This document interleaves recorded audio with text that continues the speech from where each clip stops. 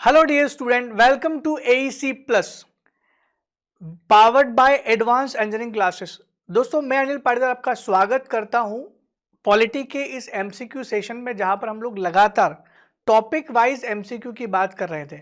आज हम लोग बात करने वाले हैं सिटीजनशिप से जुड़े हुए MCQs की, यानी नागरिकता से जुड़े हुए कुछ MCQ यहां पर आपको मिलेंगे। हमने नागरिकता वाले प्रावधान जरूर पढ़े होंगे, तो वहां से क्या क्या क्वेश्चंस बन सकते हैं। वैसे बहुत रेयरली क्वेश्चंस पूछे जाते हैं इस सेगमेंट से, लेकिन फिर भी जो बन सकते हैं वो क्वेश्चंस हमने यहाँ पर कोशिश की है बनाने की। पहला क्वेश्चन हमारा, when the citizenship of person in India can not be terminated. Question पूछा है कि भारत में किसी व्यक्ति की नागरिकता कब समाप्त नहीं की जा सकती। चार ऑप्शन देखना पड़ेगा आपको। When the citizen of a citizenship of a person cannot be terminated, इनमें से कौन सा ऑप्शन है लग रहा है आपको जहां पर सिटीजनशिप नहीं छीन सकते। नंबर एक, at the time of emergency in country और स्टेट। इमरजेंसी के टाइम पे ऐसा नहीं कर सकते, युद्ध के समय ऐसा नहीं कर सकते, चुनाव के समय ऐसा नहीं कर सकते। क्या इसका आंसर रहेगा कि जब देश या राज्य में आपातकाल का समय लग रहा हो, तब क्या देश में किसी व्यक्ति की सिटीजनशिप को नहीं छीन सकते। At the time of war, जब युद्ध चल रहा हो तब किसी की सिटीजनशिप नहीं छीन सकते। एट द इलेक्शन टाइम, चुनाव के दौरान ऐसा नहीं कर सकते।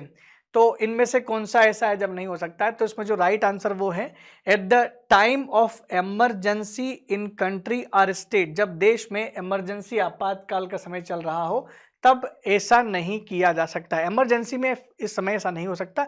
बाकी सारी सिचुएशन सही है जिसमें किसी भी व्यक्ति की मेंबरशिप को टर्मिनेट किया जा सकता है। ठीक है, तो इसका राइट आंसर क्या हो, किसी व्यक्ति की कब समाप्त नहीं की जा सकती, इस समय समाप्त नहीं की जा सकती। ऐसा क्वेश्चन बनाया गया है, अभी तक तो ऐसा क्वेश्चन नहीं पूछा, लेकिन हो सकता है पूछ ले। Indian citizenship can not be obtain bye, भारतीय नागरिकता किसके द्वारा प्राप्त नहीं होती। ये आपको मैंने बताया था, 1955 का अधिनियम हमने पढ़ा था कि कैसे कैसे भारत का नागरिक बन सकते हैं। बाय बर्थ बन सकते हैं, बाय नेचुरलाइजेशन बन सकते हैं, क्या by absorbing any part of land, या depositing money in Indian bank. अगर भारत में आपने जन्म लिया तो क्या आप बन सकते हैं नागरिक, बिल्कुल बन सकते हैं। क्या प्रकृतिकरण नेचुरलाइजेशन से बन सकते हैं, ये भी चौथा प्रकार तो था ही, हमने पढ़ा है कि नेचुरलाइजेशन की प्रोसेस से आप भारत में 11-12 साल रह जाओगे तो हो जाएगा काम। भूमि के किसी भी हिस्से के अवशोषण से, अवशोषण मतलब अधिग्रहण होगा, ये अधिग्रहण से। ठीक है, अगर मान लो भारत ने किसी देश को हम हथिया लिया है, जैसे सिक्किम को हमने जोड़ लिया हमारे इसमें, कल से किसी और पार्ट को हमने इंडिया में मिला लिया, उसमें रहने वाले लोगों का क्या होगा, वो सिटीजन बन जाएंगे। तो ये भी एक तरीका, पांचवा तरीका था। भारत के अब किसी बैंक में पैसा जमा करने से अब भारतीय थोड़ी हो सकते, तो ये एक तरीका नहीं है, इससे कोई सिटीजनशिप नहीं ले सकता। ऐसे बहुत सारे विदेशियों का धन जमा होगा, ऐसा तो हमारे देश के बहुत सारे लोगों का काला धन जमा है स्विस बैंक में, वो वहां के मेंबर थोड़ी ना बन गए, सिटीजन थोड़ी बन गए। तो सिटीजनशिप लेने का तरीका डी वाला नहीं है बिल्कुल भी। क्वेश्चन नंबर 3 है, citizenship provided by the constitution of India is, Bharat के संविधान द्वारा प्रदत्त नागरिकता है किस तरह की है। क्या भारत में ड्यूअल सिटीजनशिप है, बिल्कुल नहीं, भारत में कहां है, भारत में ड्यूअल सिटीजनशिप नहीं है। क्या भारत में सिंगल सिटीजनशिप है, बिल्कुल है, ये तो है ही।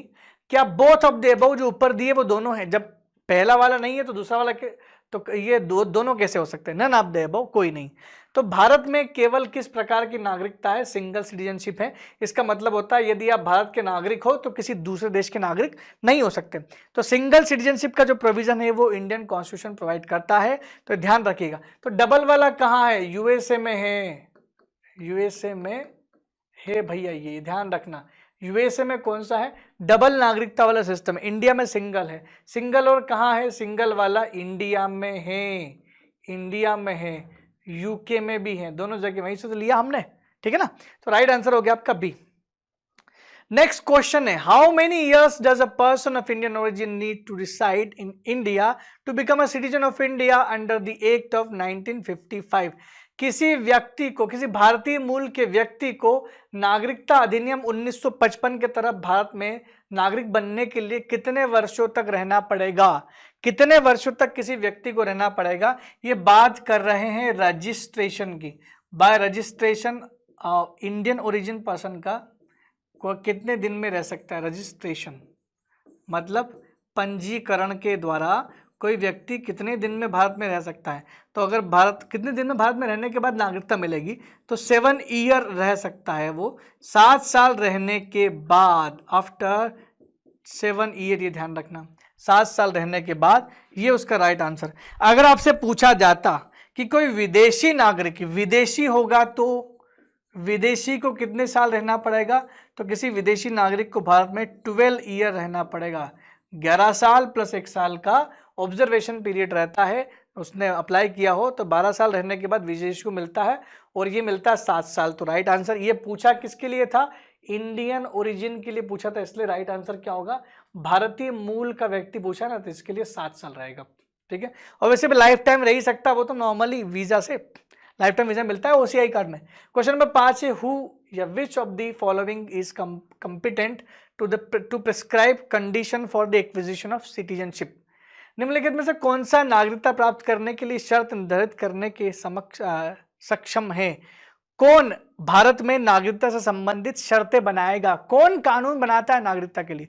अगर मैं आपसे कहूं कि सिटीजनशिप एक्ट बनाया गया था ना, अगर मैं आपसे कहूं कि सिटीजनशिप एक्ट बनाया गया था ना 1955 में, तो ये नागरिकता अधिनियम 1955 बनाया किसने था। क्या ये इलेक्शन कमीशन बनाता है, क्यों बनाएगा, उसके पास पावर थोड़ी ना है। राष्ट्रपति बनाता है क्या, राष्ट्रपति बनाता नहीं है, कंडीशन नहीं बनाता, लागू करता है। क्या ये पार्लियामेंट ऑफ इंडिया पार्लियामेंट बनाता है, बिल्कुल पार्लियामेंट बनाता है। एंड द स्टेट लेजिस्लेचर, तो भाई ये नीचे वाला जो है ना, ये नहीं बनाता है, ये नहीं बनाता है। Only parliament of India can make the rule regarding to the citizenship of India. Bharat की नागरिकता से संबंधित सिटीजनशिप कंडीशन जो बना रहा है वो केवल और केवल कौन बना सकता है, पार्लियामेंट ऑफ इंडिया बना सकता है। तो right answer is parliament, D is the right answer, संसद। इस प्रकार हमारे जो कुछ क्वेश्चंस है, इस सेगमेंट से ज्यादा क्वेश्चंस आते नहीं है, फिर भी हमने क्वेश्चंस इसमें से अच्छे से बनाए हैं, और मैं आशा करता हूं कि आपको प्रश्न अच्छे से समझ में आ रहे होंगे, सारे टॉपिक आपको अच्छे से समझ में आ रहे होंगे। दोस्तों फिर से मुलाकात करते हैं नए क्वेश्चंस के साथ, नए टॉपिक के साथ। तब तक के लिए दोस्तों धन्यवाद, थैंक यू वेरी मच।